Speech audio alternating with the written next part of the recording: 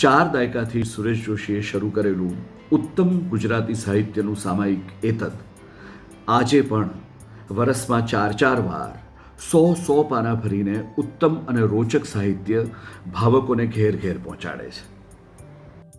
2020-21 દરમિયાન સુરેશ જોશી જન્મ શતાબ્દીના અવસરે એતદના પ્રકાશક ક્ષિતિજ સંશોધન પ્રકાશન કેન્દ્ર પ્રસ્તુત કરે છે સુરેશ જોશીની સાહિત્ય યાત્રાના સ્મરણો, એમના સાથી સાહિત્યકારો દ્વારા. આપણે કલ્પી લેવાનું કે સુરેશભાઈની અધ્યાપક કુટીર Q4 ક્યાંય બેઠા છે. જોકે વાન ગોગની ઓરડી પણ આપણે કલ્પી લઈએ, એની સૈયા. ખાટલો બારીને અડીને છે, તકીએ અઢેલીને એ અનિમેષ નયને ચૂપચાપ ચંચળતા અને ગતિને પલાઠી વારીને ખોરામાં બેસાડીને બેઠા છે. મનોમન ગણગણે છે. બોડલેર અને રવિન્દ્રનાથને એક સાથે. 1973 9મી ઓગસ્ટ એમનો પત્ર આવ્યો છે સાન ફ્રાન્સિસ્કો મારા ઉપર. એમાં લખે છે, તારું લખેલું ખૂબ ગમ્યું. દુનિયા જીવવા જેવી લાગે છે. તું અહીં વહેલો વહેલો પાછો આવ અને આપણે બંને સાથે ગમતું કામ કરીએ. નવાઈની વાત છે, કારણ કે ગમતું કામ તો 1949થી કરી રહ્યા છે અને મને 1973માં સાન ફ્રાન્સિસ્કો ઇનલેન્ડ લખીને આમંત્રણ આપે છે પાછા આવવાનું. બાકી અહીંની પરિસ્થિતિ તો તું જાણે જ છે. હું એકાંતવાસ સેવું છું. હું હથપારી ભોગવું છું. અત્યારે તને આ પત્રમાં મારી લાગણી ઝાઝી પ્રગટ કરવાનો સમય નથી. બે વાક્યો હજુ મારા કાનમાં ગુંજ્યા કરે છે. 1973 સપ્ટેમ્બર મહિનામાં લખાયેલો આ પત્ર, ને એમાં જો સુરેશભાઈ આમ લખે કે હું એકાંતવાસ સેવું છું અને હું હથપારી ભોગવું છું. એ વાત સાચી કે એક ઇનલેન્ડને આધારે વ્યક્તિની જીવનકથા તો શું હોય? અસંખ્ય પત્રો, લેખો, સર્જનો, કૃતિઓ બધું લઈને બેસીએ તો પણ તમે કે હું કે સુરેશ જોશી હાથમાં ના આવીએ. જાણું છું. તોય આ બે વાક્યોમાં રણકાર મારા કાનમાં કેમ પૂજા કરે છે? એ સંદર્ભમાં મેં ગઈકાલે જરા વાત કરી હતી કે સુરેશભાઈની ભાવ સૃષ્ટિના એંધાણ, એના ઠેકાણા મને ક્યાં ક્યાં લઈ જાય છે. એટલે મેં વાત જે હું કરી રહ્યો છું એ કંઈક અંશે મેં રચેલા, મેં કલ્પેલા કંઈક અંશે, પણ પૂરેપૂરા કલ્પેલા નહીં, એવા સુરેશભાઈની હું વાત કરી રહ્યો છું. સુરેશભાઈના યુવાન સમકાલીન તરીકે પણ હું મને કંઈક ઓળખું છું. સુરેશભાઈ ભલે મારા જન્મ પહેલા સાહિત્યને કેન્દ્રમાં રાખીને પ્રવૃત્ત થયા, ભલે ક્ષિતિજ, ઉહાપો, એતદમાં મારી કૃતિઓ કદી ન પ્રગટી, પણ 62-63ના ગાળામાં હજુ તો મેટ્રિક માંડ પાસ કર્યું હોય અને ત્યારે જેટલું ઘેલું કુમાર અને અખાણાનંદનું હોય તેટલું જ ક્ષિતિજ હાથમાં આવતા એટલી જ ઉત્તેજના સાથે ચિત્તમાં ગોઠવાઈ ગયું. એ સુરેશભાઈને મેં રચ્યા છે અને કલ્પ્યા છે મારા માટે, અને એ અર્થમાં આપણા સૌ માટે. સુરેશભાઈના વિદ્યાર્થી ન હોવાને નાતે કે એમની નિકટની મિત્ર મંદિરમાં આવજાવ નહિવત હોવાને કારણે જે મેં વાત માંડી છે તે મેં કહ્યું એ પ્રમાણે કંઈક કૂદકો મારીને, કંઈક ઇમ્પ્રોવાઇઝ કરીને, કંઈક થોડી લીલા કરીને માંડી છે. પણ એનો અર્થ એવો નથી કે સુરેશભાઈને વાંચ્યા પછી, અને વાંચવું એટલે પામવું, અને પામવું એટલે સમજવું અને માણવું,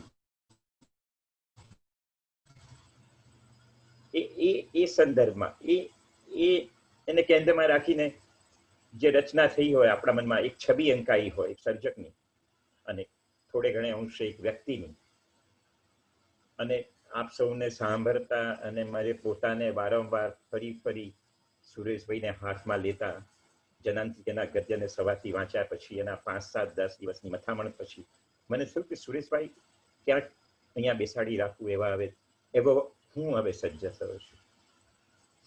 તો મેં કહ્યું કે મારા મનમાં હતું કે કોઈક ને કોઈક રીતે આપણે કરાચી પહોંચી જઈએ, જેથી સુરેશભાઈના એ યુવાન વર્ષોમાં એ કઈ પ્રકારની કલ્પના સૃષ્ટિમાં રહેતા હશે, કારણ કે વાસ્તવિકતા તો હચમચાવી દે એવી હતી. મેં કહ્યું એમ વાતાવરણ તો ખૂંખાર વેરઝેરથી ભરેલું હતું.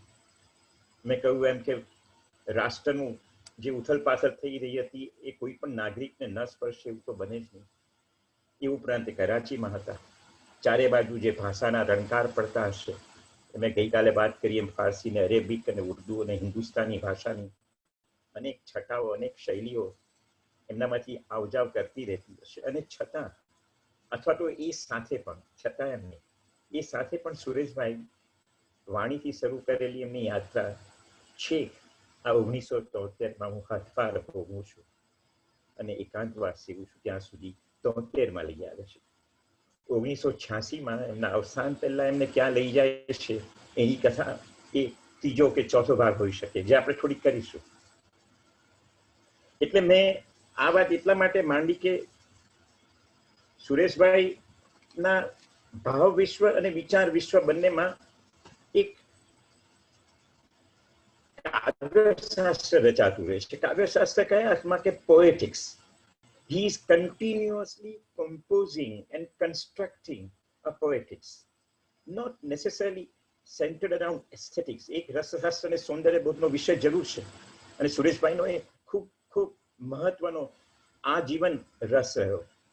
પણ એની સાથે સાથે સુરેશભાઈ એમની કૃતિઓ દ્વારા, એમના વાંચન દ્વારા, એમના સામયિકો દ્વારા, એમના અવતરણ દ્વારા, એમની બારી પાસે બેસી રહેવાની ટેવ દ્વારા, એમના મિત્ર મંડળોની વચ્ચે અડ્ડો કરવાની એક સતત સાધના દ્વારા, એ જે કંઈ કરતા રહ્યા એ દ્વારા મારા માટે એક કાવ્યશાસ્ત્ર રચાયું.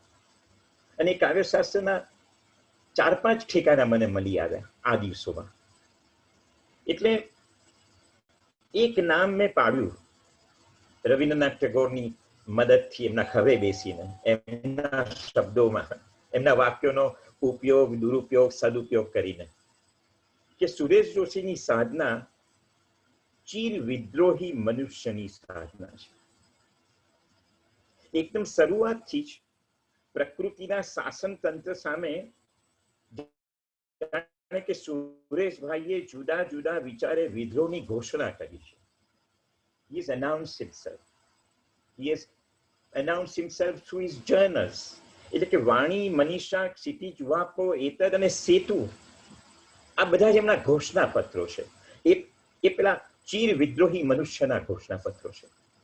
અસ્તિત્વની આ વિદ્રોહ મંત્રની સાધનામાં સુરેશભાઈ પોતાને, ગુજરાતી ભાષાને અને આપણને સૌને ક્યાં ક્યાં લઈ જાય છે એ પ્રશ્ન, એ મથામણ અને એ મુકાબલો is the most rewarding exercise we can conduct with ourselves, being a member of the family of Suresh Joshi.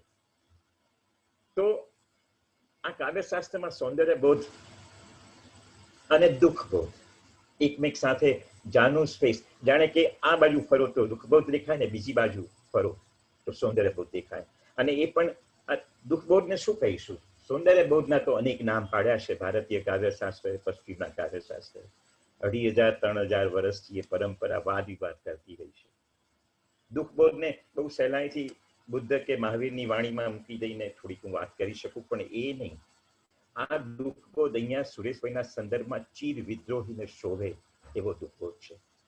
એને આપણે તીવ્ર સભાનતા કહીએ, એક ડિસઇનહેરિટેડ માઇન્ડની મનોસ્થિતિ કહીશું, અથવા તો ક્ષોભ અથવા ઉદાસી, કદાચ નિર્વેદ, કેટલી રીતે આ દુઃખોની ઓળખાણ આપણે સુરેશભાઈ દ્વારા થતી હોય, અનેક રીતે થતી હોય. એના અનેક રૂપ છે, એના અનેક રંગ છે, એના અનેક સંયોજનો અને આકારો છે, સંરચનાઓ છે. બધા જ નામ પાડીને વિદ્વાનો એની વાત કરી શકે, પણ મને થયું કે એનું આટલું સાદું સીધું નામ પાડીએ, ચીર વિધોઈ મનુષ્ય, તો સુરેશભાઈ આપણને થોડાક ઓળખાય. કારણ કે આમ તો મનોમન હું સતત સુરેશભાઈ અને રવિન્દ્રનાથને સાથે જ જાણે વાંચતો હોઉં એમ વાંચતો રહ્યો છું.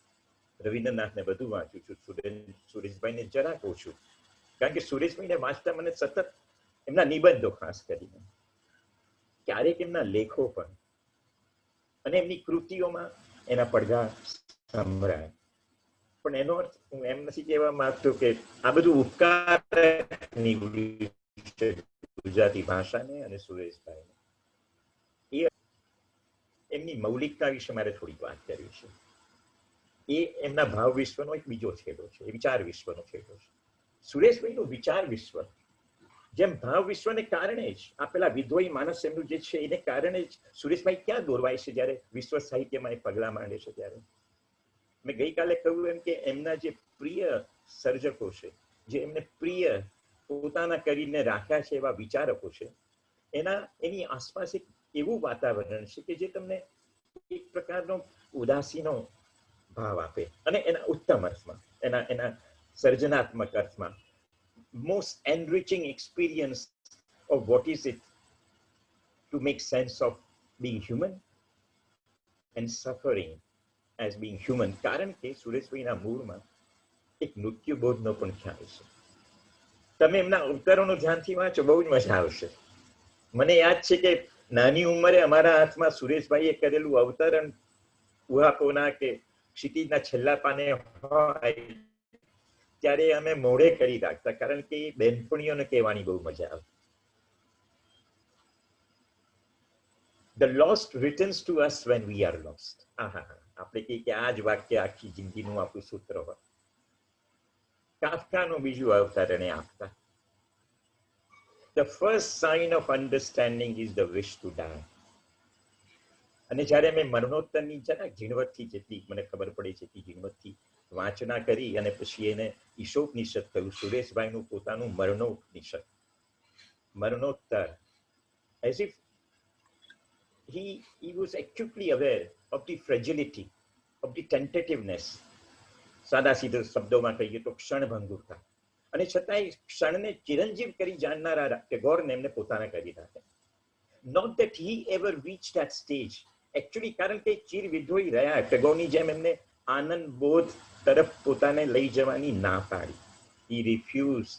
એ અર્થમાં મેં ગઈકાલે થોડી વાત કરી કે he was an uncompromisingly, શબ્દ મેં કહ્યું એમ વધારે વગોવાઈ ગયો છે, પણ he was an uncompromising individual without any consolation coming from anywhere. And in that sense, the finest example of a life of a secular mind. But secular again, it is so misunderstood that એના વિશે હું પછી જરાક થાય સમય મળે તો વાત કરી. એટલે મેં કહ્યું એમ, તેથી એ વધુ વેદક છે એમનો મૃત્યુબોધ. એટલે આ બધું જ્યારે જોડાય એક સાથે, ત્યારે એવી તો રંગીન છબી, રંગબેરંગી રંગ તરંગ મનમાં ઉઠી આવે. તો મેં વિચાર કર્યો કે એમની કાવ્યસૃષ્ટિ, એમનું કાવ્યશાસ્ત્ર જે રચાયું છે, એના જે 3 ઠેકાણાના મેં નામ પાડ્યા. એક તો એમનો સ્વભાવગત એવું ચીર વિદ્રોહી માનસ, બીજું એમનું સૌંદર્ય બોધની આત્યંતિક સૂઝ અને શોધ, ત્રીજું એમનું એ કારણસર લઈ જતું અસ્તિત્વ બોધ અને મૃત્યુબોધ તરફનું વલણ, જે એમના પ્રિય સર્જકોમાં વારંવાર એમને મળી આવે છે સહેલાઈથી. એ કિર્કેગાડ વાંચતા હોય, કે કાફકા વાંચતા હોય, કે કેમુ વાંચતા હોય, કે સાત્ર વાંચતા હોય, તો he thoroughly absorbs what is most acute about human existence and all is. એની જે નિયતિ છે, એ અસ્તિત્વની અંદર રહેલું એક કદી હાથમાં ના આવે એવું રહસ્ય છે, અને એની સાથે જોડાયેલી આ ફ્રેજિલિટી, આ કન્ટિન્જન્સી, આ ટેન્ટેટિવનેસ and absolute accidentality. એ અર્થમાં કન્ટિન્જન્ટ, એનું નામ ન પડાય, પણ એ અનુભવ વારંવાર આપણને હચમચાવી દે. અને છતાં પેલો એક શબ્દ મળ્યો છે, સૌંદર્યબોધની જે આત્યંતિક સૂઝ છે એને કારણે આ બધાની વચમાં મનુષ્ય તરીકે ટકી રહેવાય છે. And that is Sureshbhai's defiance. Every journal was, as I said, a Ghoshna Patra of a defiance of a certain kind. So, આપણે કલ્પી લેવાનું છે, અને હું કહું છું માત્ર કલ્પી લેવાનું નથી. એમના નિબંધો અને લેખો વાંચતા, એમની કૃતિઓ અને અનુવાદોની પસંદગી જોતા, the kind of poems that he selected to translate, stories that he selected to translate, kind of writings he did on authors whom he liked, it all betrays, again in a positive sense. એને કારણે આપણને એંધાણ મળે છે કે સુરેશભાઈનું મનોજગતને ચિત્તમાં જે કંઈ ઉથલ પાથલ થઈ રહી છે, ત્યાં જે કંઈ ખોરવા અને શોધવા નીકળી પડે છે, ત્યાં એમના હાથમાં હંમેશા એવી કૃતિઓ, એવા સર્જકો, એવા લેખો, એવા નિબંધો, એવા અવતરણો, એવા પુસ્તકો એમના હાથમાં એ લઈને પાછા ફરે છે, જે આપણને ફરી એકવાર કહેશે કે હા, તમે મને ઓળખો તો એક ચીર વિદ્રોહી મનુષ્ય તરીકે ઓળખો. એટલે મેં કહ્યું કે એમના ભાવ વિશ્વ અને વિચાર વિશ્વના આ બે છેડાઓની વચ્ચે આપણે ગઈકાલે જે પ્રશ્ન જરા બહુ વિચાર કરતા મૂકી દે સતત એવો પ્રશ્ન છે, કારણ કે અંગત રીતે મારા પ્રિય સર્જકોમાં એવા પણ છે કે જે પૂરેપૂરા પેલા અલૌકિકને, ટ્રાન્સેન્ડન્સને, ડિવાઇનને વર્ગેલા છે. સો મને ખબર નથી કે હા હું સુરેશભાઈ સાથે આ વાત કેવી રીતે માંડીને કરું કે સુરેશભાઈ જે કંઈ ચમત્કારિક છે, જે અગમ્ય છે, જે અલૌકિક છે, જે પેરી પારનું છે, જે અસીમ છે, એ જે સીમાને ઓળંગી જાય છે અને આપણા હાથમાં નથી આવતું, માત્ર આપણી અપૂર્ણતા જ આપણા હાથમાં સતત આવે છે, અને એની કથા, એની વ્યથા, એનું નિદાન, એની અભિવ્યક્તિ સતત થતી રહી છે શરૂઆતથી. એ પછી ભીંત ચિત્રોમાં આપણે જોઈએ આદિ મનુષ્યના, કે છેક 21મી સદીમાં થતા પ્રયોગોમાં જોઈએ. એટલે મને એમ થયું કે તો સુરેશભાઈના જો ટેગોરનું આટલી બધી સાથે રહીને સતત સોનગઢ મનોમન જતા રહ્યા, તો પછી ટેગોરની જેમ કેમ આનંદ ધારા બહે છે ભુવને, સતત એક આનંદની ધારા વહી રહી છે, એ અનુભવના ગીત એમને કેમ ન ગાયા? તો ત્યાં મને એક બીજો તુક્કો આવ્યો. શક્ય છે કે સુરેશભાઈ અને ટેગોરનું ફરી મળવાનું ટેગોરના ચિત્રોમાં થયું હોવું જોઈએ, અથવા થઈ શકે. સુરેશભાઈને આપણે બેસાડીને કહી શકીએ કે એમના ચિત્રોમાં જે અપૂર્ણતાની કથા એમને માંડી છે, જે ભીષણની, જે દારૂણ, જે ભયાનક છે, જેની હાથમાં પકડ નથી આવતી, એવું એક જે ચિત્તનું મનોજગત છે, ત્યાં ટેગોર પહોંચી જાય છે. એમાં પ્રકૃતિના સુંદર દ્રશ્યો છે, એમાં અનેક છબીઓ કે જ્યાં આપણને આછો ખ્યાલ આવે સુંદરતાનો, પણ મુખ્યત્વે ટેગોરના ચિત્રોમાં આપણને એવું આકરું સત્ય પેલા ચીર વિદ્રોહીનું મળે છે, જ્યાં ફરી પાછા આનંદ બોધને છોડીને સુરેશભાઈને ટેગોર સાથે બેસી શકે. એટલે મને એમ થાય છે કે સારું છે કે આપણે અધ્યાત્મ એવું નામ પાડ્યું છે. આપણે ધર્મની વચમાં નથી લાવ્યા, આપણે સંપ્રદાયને વચમાં નથી લાવ્યા, પણ એક એવો મુકામ આવી જાય છે અધ્યાત્મને રસ્તે કે જ્યારે એનો ચહેરો વધુ ને વધુ સાંપ્રદાયિક લાગતો હોય છે. અને એ અર્થમાં સુરેશભાઈ મને લાગે છે કે ક્યારે કોઈ પણ રીતે એ અસ્તિત્વવાદી પણ પોતાને કહે નહીં એવી એમની એક ઓળખ રાખી હતી. કારણ કે to fit into any form which binds you with a received wisdom or a received tradition is not something he felt home with. He didn't feel at home with it. That's the point. કે હું હથપારી ભોગું છું. I'm an exile. હું એકાંતવાસ છું. And these two haunts me, these two expressions that he writes to a young man who is far away and who is only able to send him few books. No warmth. He's surrounded by most loving and caring and dedicated students and friends. And yet he carries this tremendous something in him. તો હું આમ કહું છું ત્યારે મને ખબર છે કે સુરેશભાઈને જેટલા અસ્તિત્વવાદી વિચારકો અને ચિંતકો અને એ કૃતિઓ અને એમાં પ્રગટ થતું વેદનાનું આલેખન, પસંદતા, અને એબ્ઝર્ડ શબ્દ પણ આપણે વગોવાઈ ગયો છે, પણ basically the infinite silence of the universe frightens me, pascal કહે છે.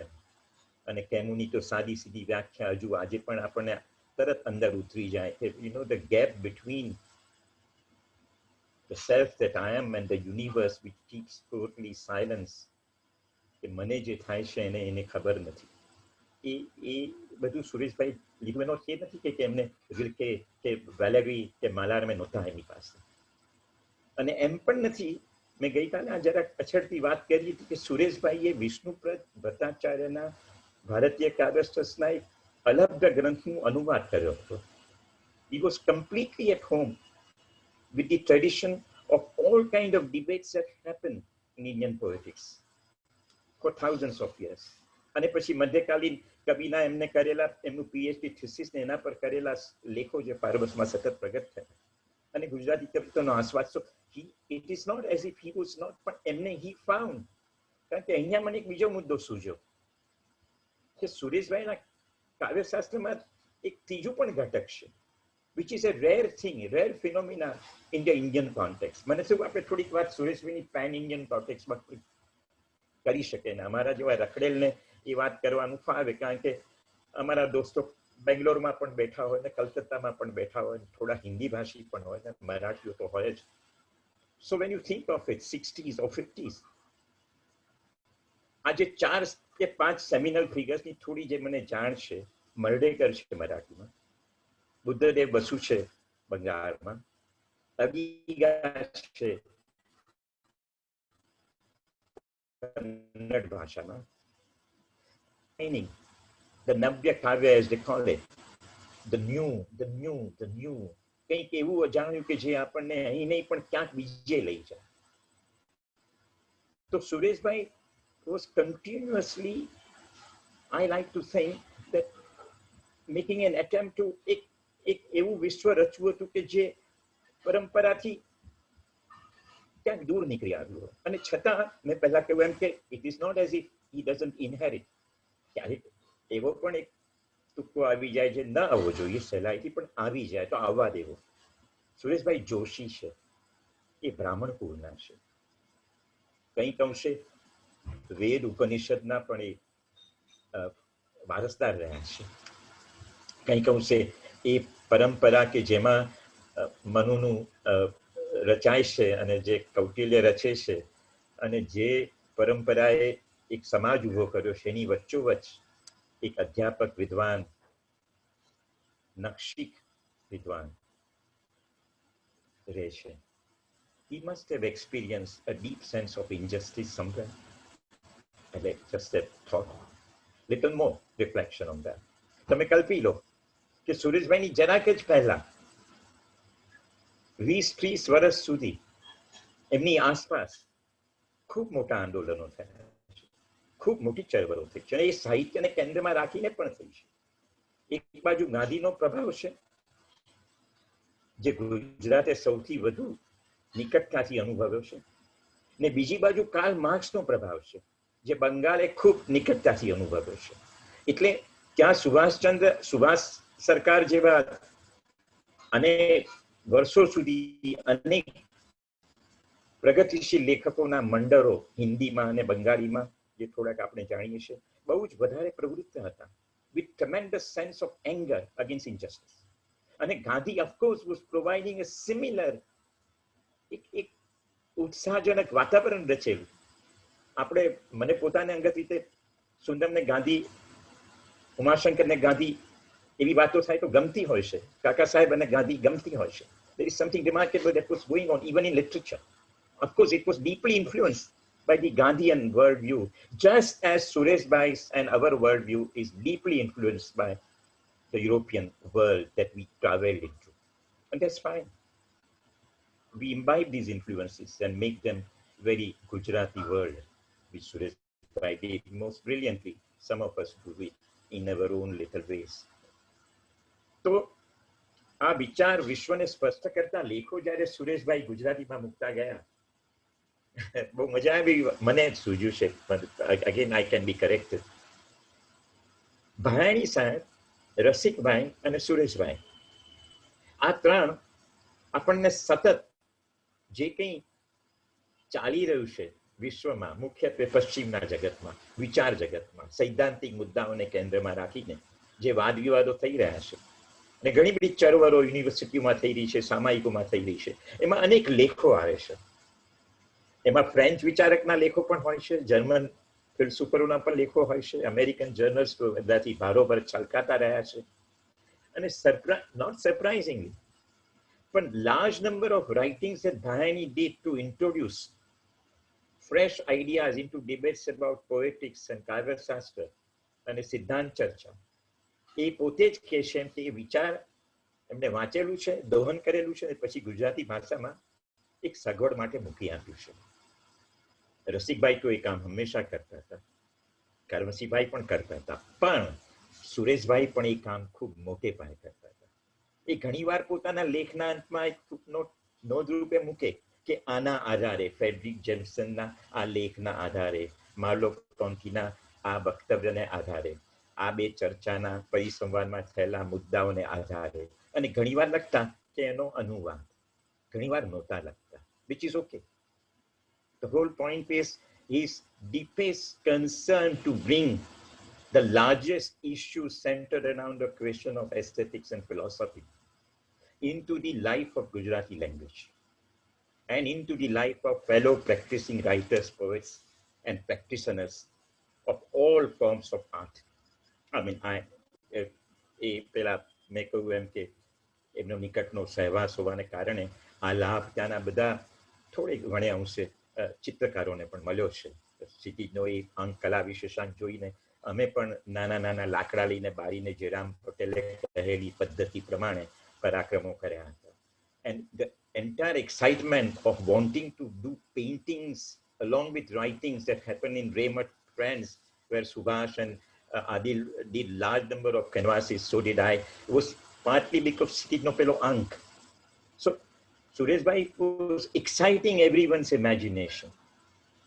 But surprisingly, there is an interesting absence of Gandhi in Sureshbhai. Now, absence not, again, મને 4, 5, 10, 15 ઉદાહરણો તો આપી શકું, મને પણ અને મળી પણ આવે. જનાંતિકેમાં પણ પેલો મોહનદાસ નામનો માણસ એમ કહીને એમને એક નાનું 51 પાનાના જે એમના નાના નાના લલિત ગદ્યના પ્રકરણો છે એમાં છે. પણ there is no engagement with Gandhi. There is almost a complete engagement with Tagore, just as there is a total engagement with European literature of all varieties, mostly existential variety, mostly, not entirely. And there is also જે ગુજરાતનું પણ એક જાણીતું પ્રકરણ છે, એકાદ બેને બાદ કરતા પ્રતિભાશાળી વ્યક્તિઓએ માર્ક્સ સાથે એન્ગેજમેન્ટ નથી કર્યું. We haven't experienced the pain and pressure of taking a stand in one way or the other, not within the context of modernity alone, but also in the context of larger business. That didn't happen in a big way. It happened with Gandhi a little, or rather quite noticeable if you go into the journals of that period. And they did not mind it. Sanskritના અંકોમાં રાજકીય, સાંસ્કૃતિક, આર્થિક ચર્ચા વિચારણા એટલે જ મોટે પાયે હોય જેટલા મોટા પાયે તદ્દન નવા આધુનિક એ બધું જ હોય. પણ સ્થિતિ વધુ ને વધુ આ તરફ ઢળતું ગયું, which is have produced its own wonderful results. એટલે મેં જે 4 મુદ્દા કહ્યા એમાં હું માનું છું કે મારો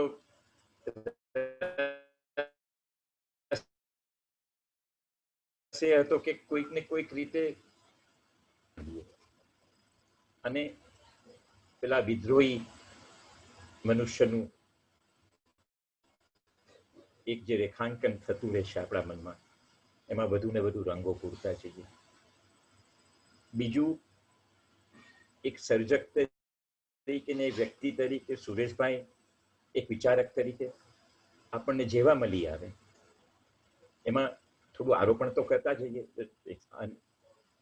ઇનએવિટેબલ, અનએવોઇડેબલ. આ છે મને પોતાને એ સમજ નથી પડતી કે માત્ર સાક્ષી ભાવે કઈ રીતે આપણે અન્ય સર્જકને કે વિચારકને કે મનુષ્યને વાંચી શકીએ, પામી શકીએ, માણી શકીએ ને સમજી શકીએ. એ અર્થમાં Sureshbhai is always my story and not it is my story. પણ એને કારણે આ જે 4-5 ઠેકાણા મળી આવ્યા છે એમાં વારંવાર જવાનો જે ઉત્સાહ અને ઉત્તેજના છે એ સુરેશભાઈને નિમિત્ત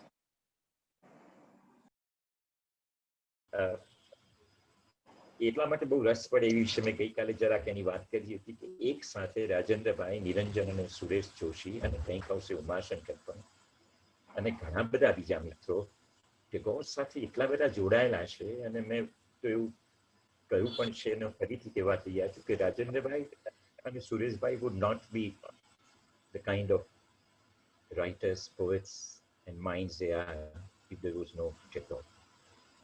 I can support this with a lot of improvisation and playful bringing together different texts. But nothing is taken away from Rajendra Bhai and Suresh Bhai or Tagore. We gain 3 friends in the process by saying this. We don't lose anyone. પણ એ વાત કરવા માટે મારા મનમાં હતું કે હું એક બહુ નિરાંતે ટેગોરના ગદ્યખંડો વાંચું અને પછી સુરેશભાઈના ગદ્યખંડો વાંચું અને કેવી રીતે સુરેશભાઈ કલ્પી શકો કે શાંતિનિકેતનમાં બેઠા છે અને રવિન્દ્રનાથ અધ્યાપક કુટીરમાં બેઠા છે, બારી બહાર જોઈ રહ્યા છે અને પોતપોતાના સોનગઢ તરફ પાછા કરી રહ્યા છે. પણ વચમાં એમને બોડલેર મળી જાય છે જેમને પેરિસની કુત્સિત નગરમાં એની ગલીઓમાં લઈ જાય છે. સાથે સાથે એમને કેમુ મળી જાય છે જે એમને કહે છે કે unless you are a rebel, you are not a true human being. સાથે સાથે એમને સાર્ત્ર મળી જાય છે જે એમને કહે છે કે ક્યારેક ને ક્યારેક તો માર્ક્સને આપણે સમજવું જ પડશે. અને ક્યારેક એમને હાઇડેગર મળી જાય છે જે એમને ફેસિસ્ટ વલણને પડખે ઊભા રહેવાના શું પરિણામો હોઈ શકે એનો આપણને મજબૂત ઉદાહરણ આપીને બહુ મોટા ગજાના વિચારક આટલી પોતાની નબળાઈઓ સાથે સહેલાઈથી gives in to the most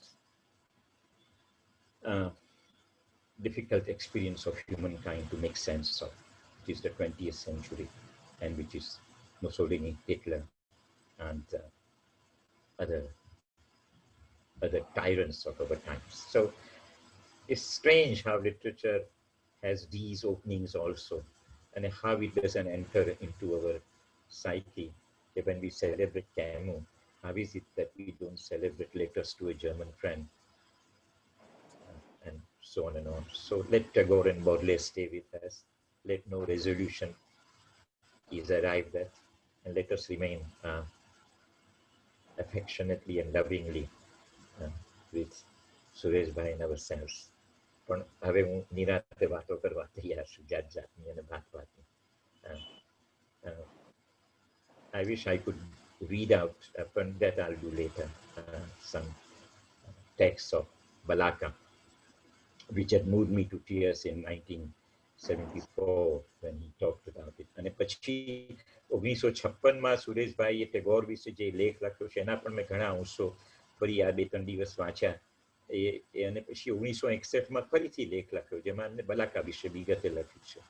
અને 56માં એમને કહ્યું હતું કે સુરેશભાઈમાં વ્યાપ્તિ છે, ગતિ છે ટેગોરમાં, પણ એ સંગીત અને વ્યાપ્તિની સાથે એક સંહિત જોઈએ એ બલાકામાં આપણને મળી આવે છે. તો એ સુરેશભાઈમાં પણ એવા અનેક પ્રસંગો હોય કે જ્યાં આપણને ગતિ અને વ્યાપ્તિનો અનુભવ થયો હોય અને છતાં that is what strikes me and attracts me the most. It doesn't mean that there are no other ways of સુરેશભાઈને માણવાના બીજા અનેક માર્ગો છે અને હોય. મને પોતાને આમાં વધુ સૌથી રસસભર અને fulfilling and enriching લાગ્યો છે. Sureshbhai has melancholy is the most endearing aspect of his writings for me personally. બહુ જ સરસ એક્સપોઝિશન હતું તારું. I was very moved by some of your observations. અને તે સ્કોલેસ્ટિક્સનો ઉપયોગ કરી અને પર્સનલ સેન્ટિમેન્ટને પણ એની અંદર મેળવી દીધા without being sentimental, which was something quite remarkable. I was very impressed. મને એક નાનકડો પ્રશ્ન ઉઠે છે કે તે વિદ્રોહનો સૂર એમના શું કહેવાય એમની હયાતીમાં પૂરો હોય એવું લાગે છે. તો જો એ વિદ્રોહનો સૂર હંમેશા રહ્યો હોય તો પછી આ જે તમારો તમે રે મઠનો જે વિદ્રોહ હતો એને કઈ કેમ એકબીજાની સામસામા થઈ ગયા? થોડુંક જો લાઉડ થિંકિંગ કરવાનું મન થાય તો એ કરી શકાય તો કરો. કારણ કે લાભશંકર તો પછી પાછા સુરેશભાઈ તરફ વળ્યા હતા. એ વખતે જે થયું તે વખતે પેલા પૂતળા લગાડ્યા ને એ બધું કર્યું, એમાં સુરેશ જોશીનું પણ લગાડેલું, એ મને બધી ખબર છે. પણ એ મજાક હતી એક સાથે, પણ એમાં બંડખોર વૃત્તિ પણ હતી. અને સુરેશભાઈ એમને એસ્ટાબ્લિશમેન્ટનો ભાગ લાગ્યા. મને બહુ નવાઈ લાગે છે કે એમના શરૂઆતનો ગાળો, કારણ કે આ મિડ 60s રેમટનું થયું એવું હું જાણું છું, 65, 66 એટલામાં હશે. તો એ ગાળો જે હતો એ કંઈ સુરેશભાઈનો કંઈ એમણે હજી પોતાનું કામ પૂરું નહોતું કર્યું. આ તો કામના એમણે બધા મંડાણ કરેલા જાત જાતના. આમ તો એમણે ઘણું કામ કર્યું, પણ એ ગાળે એમને કેવી રીતે લોકોએ એમને સ્થાપિત હિત તરીકે ગણી લીધા અને એમની વિરુદ્ધ થઈ ગયા અને એમનું આવું. જરા એ વિશે જો લાઉડ થિંકિંગ કરવાનું મન થાય તો કરી દો. જરૂર જરૂર. ના એટલે પહેલા તો થોડીક અંગત દોસ્તો સાથે રાત દિવસ બેસવાનું થતું રે મઠના, એ સંદર્ભે મને બે ખબર છે એ કહી દઉં કે એ તો થોડા સમય માટે જ હતું. આમ જોવા જઈએ તો સુભાષ ને સુરેશભાઈ વિના ચાલતું નહીં, લાભશંકર ને સુરેશભાઈ વિના ચાલતું નહીં. ચીનુ ક્ષિતિજમાં પ્રગટ થાય ત્યારે એ ઉજાણી કરતો. સો લાભશંકર, ચીનુ, આદિલ વગેરે અનેક મિત્રો માટે Sureshbhai continue two B the most exciting figure. પણ they were very comfortable with Umashankar and Niranjan also. પણ પેલું જે તોફાની તત્વ જે હતું એમનું થોડા વર્ષો જે ટક્યું, એને જો સમજવું હોય ને તો બહુ મજા પડે એવી એક બે વસ્તુને ટકરાવી જોઈએ. એક તો ઉહાપો ને બીજું ઉન્મૂલન. એટલે ઉન્મૂલન નામનું સામયિક કાઢ્યું કારણ કે એમને લાભશંકરને છેક સુધી વિવેચન, પ્રવૃત્તિ અને સૈદ્ધાંતિક ચર્ચા વિચારણા સામે એમનું માનવું હતું કે એક સખત વિરોધ હતો કે એ ખરેખર ઉપકારક નથી સર્જકતાને. હવે that was his way of thinking, where he wanted a free flow of everything going without any constraint of any kind of everyone who wants to write. એવી અનેક શક્યતાઓ રેમના અનેક અંકોમાં અને કૃતિના અંકોમાં પણ થોડી જોઈ શકીએ. જ્યારે સુરેશભાઈ નો ધારાધોરણ અને criteria for judging works of art were very, very significantly of highest kind. Mostly he published only what scrutinized his own sensitivity about what counts as good literature. એટલે જ્યારે પેલો નાટકોનો એમને અંક વિશેષાંક કરવો હતો અને એમને આમંત્રણ આપ્યું સુભાષ દ્વારા મિત્રોને કે તમે બધા એક એક નાટિકાઓ લખીને મોકલી આપો. Now that Ionesco and Adamov and Beckett are in the air, why don't you do that? So એ બધા એક એક નાટિકાઓ લખીને આખો અંક તૈયાર કરીને મોકલી આપ્યો સુરેશભાઈને. ને સુરેશભાઈએ જોયું ને એમને બધો અસંતોષ થયો કે this is not good writing at all. અને he decided to send it back saying civil about, very civilized way he was conversing about. પણ આ બધા મિત્રો તો બહુ છાકટા હતા અને બહુ જ બેફિકર હતા અને બેજવાબદાર હતા અને નશામાં હતા. They were intoxicated with their own immense creative energy. મિજાજમાં રાતોરાત તોફાનો જે બચુભાઈ સામે એમને કર્યા, ઉમાશંકર સામે કર્યા, કંઈક અંશે નિરંજન સામે કર્યા અને પછી સુરેશભાઈ સાથે કર્યા અને પાછા 2-4 દિવસમાં તો બધા મનોમન બહુ સારી રીતે આદરપૂર્વક. Sureshbhai was to them, I think, the high. They all wanted to be published in Kshitij. કે ત્યાં હું પ્રગટ થાઉં તો હું થયો સર્જક. એવી સમજ પણ હતી, એવો મારો ખ્યાલ છે. સો સુરેશભાઈનો જે વિદ્રોહી મેં કહ્યું ને, એ in the highest sense he was એક ટેગોરના કાવ્યનો ઉલ્લેખ શરૂઆતમાં સુમાને કર્યો હતો, જેનું નામ છે જે તે દેવો ના. એટલે 4 વર્ષની બાળકી બારને ઊભી છે અને એના પિતા જઈ રહ્યા છે તૈયાર થઈને લાંબી સફર પર. તો આ દીકરી 4 વર્ષની કહે છે, I will not let you go. અને એ વખતે ટેગોરના 100 પાના પંક્તિની કવિતા એમ કહે છે કે what daring this little girl had to reject the laws of the universe, કે જે આવ્યું છે તે જવાનું છે.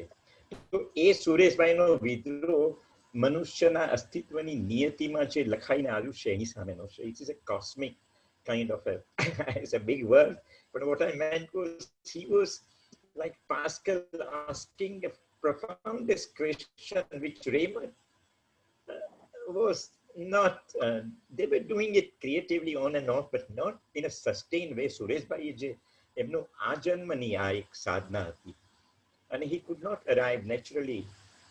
He died. Mane khabar nathi ke certainly umre na gaya hoy. I sit to think कि सुरेश भाई होने दो, समाधान मत करो, मजा आ रहा है.